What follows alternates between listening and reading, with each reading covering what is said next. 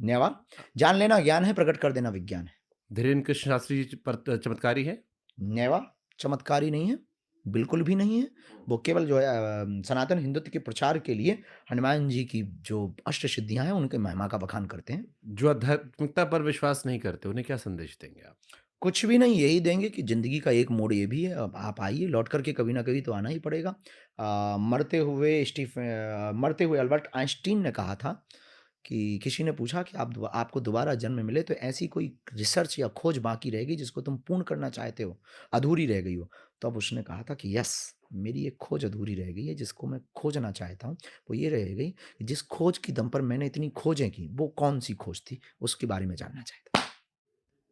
अध्यात्म और अंधविश्वास में कैसे अंतर रखें? बारीकी अंतर है। अध्यात्म और अंधविश्वास ये है कि अध्यात्म जीवन जीने की कला है। अध्यात्म जीवन जीने की एक कला है। मानवों की आचार संहिता अध्यात्म है।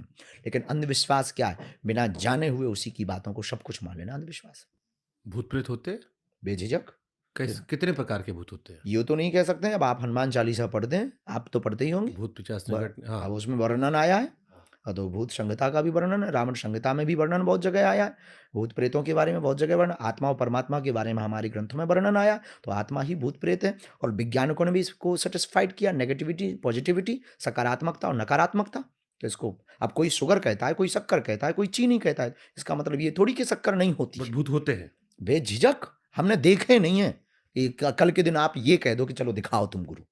नहीं, कुछ लोग कहते हैं कि आपके यहाँ एक पेड़ है, उसको पकड़ लो, भूत भाग हाँ, जाता है। नेगेटिविटी दूर होती है। अब भूत जाते हैं, नकारात्मकता जाती है, या मन का विचार जाता है, या आपको कोई बीमारी, आपके अंदर मनोविकार की बीमारी है, वो ठीक होती है, ये भगवान जाने। पर यहाँ आते हैं तो नकारात्मक तंत्र से, मंत्र से, मारण से, मोहन से, वशीकरण से, स्तंभन से, उच्चाटन से ग्रसित लोग आते हैं। उनके अंदर वाइब्रेशन होता है उस पेड़ को टच करने के बाद में। अब सबको नहीं होता तो इसका मतलब ये भी कह सकते हैं कि सब में नेगेटिविटी नहीं है, कुछ लोगों में होती है। अब वो नेगेटिविटी है, नकारात्मकता है, तंत्र मंत्र है, क्या है, ये हनुमान जी जाने। ठीक बात है। रामायण महाभारत में आपको ज़्यादा प्रेरणा कहाँ से मिलती है? रामचरितमानस। हमारे अवध में लिखी गई। हाँ। खैर आपसे कोई दूर हो भी तो नहीं सकता है। अवध वालों का प्यार ही इतना ऊंचा था कि भगवान जी। खैर लेकिन एक बात बोले भैया, बुरा ना मानना, आप तो जिस अवध से आते हैं ना, मजाक की बात है।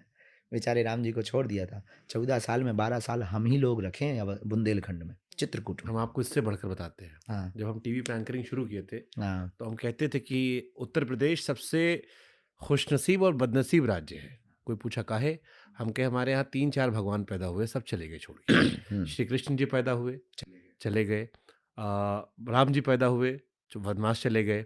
भोलेनाथ की नगरी काशी थी, जिनको कहा था पहला शहर था, वो भी वहाँ से कैलाश चले गए। एक और हमारे यहाँ स्वामीनारायण भगवान की पूजा होती है, वो भी गुजरात चले गए।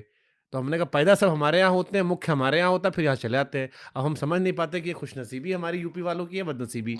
दोनों ही है। भूमि उर्वरा है पर आदमी टिकाऊ नहीं है।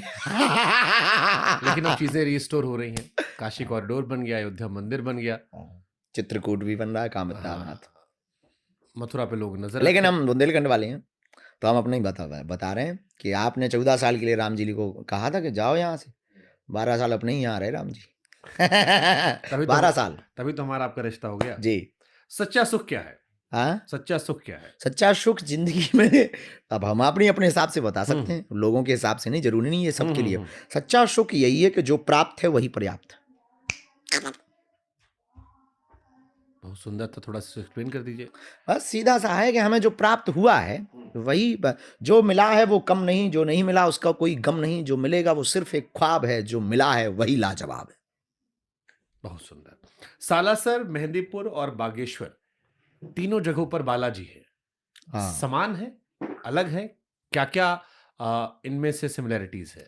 एक रूपता है, एक रूपता, यूं मान के चलिए, एक की 3 फोटोकॉपी। हुँ। है एक ही। हाँ, प्रेतराज सरकार यहाँ भी हैं, प्रेतराज सरकार मेहंदीपुर बालाजी में, नकारात्मक शक्तियों वाले वहाँ भी जाते हैं, सालासर बालाजी में भी जाते हैं, वहाँ भी एक समाधि वाले बाबा की महिमा है, यहाँ भी